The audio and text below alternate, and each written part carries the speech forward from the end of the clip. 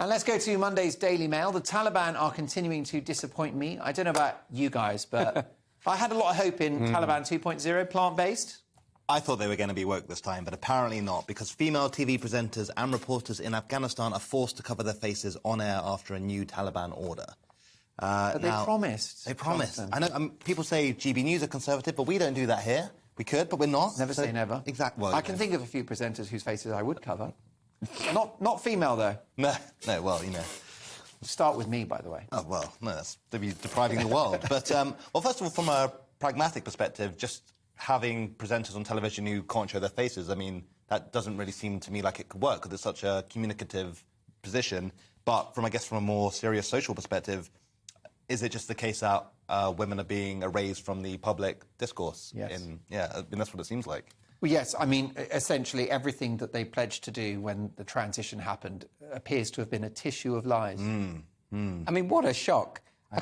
I can't believe anyone it's the Taliban. What do you expect? They don't like women. They never have liked women. They're not going to have a sudden conversion overnight and think, oh, actually, we were wrong all along. They're really hyper-conservative, very sort of stringent, deeply misogynistic, and they always have been. And it's really funny because, I mean, obviously, when they came back into power, of course, they're doing that in a world where, because of what we might call the oppression Olympics, Islam has been put up quite high, and people are very reticent about criticising Islamic states and countries, and so therefore they were exploiting that and saying, yeah, well, we've changed, and of course all the woke left were saying, yeah, the Taliban are wonderful, you know, the Taliban are just misunderstood. No, they are deeply misogynistic.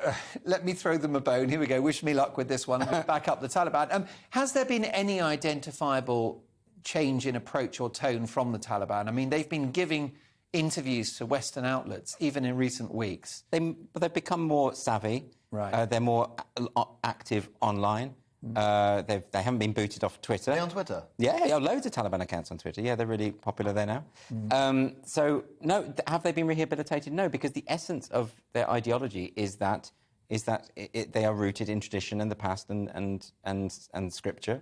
It's not going to change. I mean, it's interesting, though, that the really brave people in all of this are the female presenters who are standing up against it. There are some who've said, no, we're going to ignore the edict. There's this one woman, Sonia Nazi, who's a local presenter. And she did appear on with the mask, but she criticised it very, very explicitly. And she made the very, very important point that in Islam, and no Islamic scholar says that it is mandated that you must have your face covered in it. It's just not an Islamic, it's a tribal thing that is rooted in Taliban tradition, nothing to do with Islam. So it's political, it's cultural, it's tribal. Exactly that. So it's not... this idea that Muslims have to be covered is not true. Yeah, an important distinction.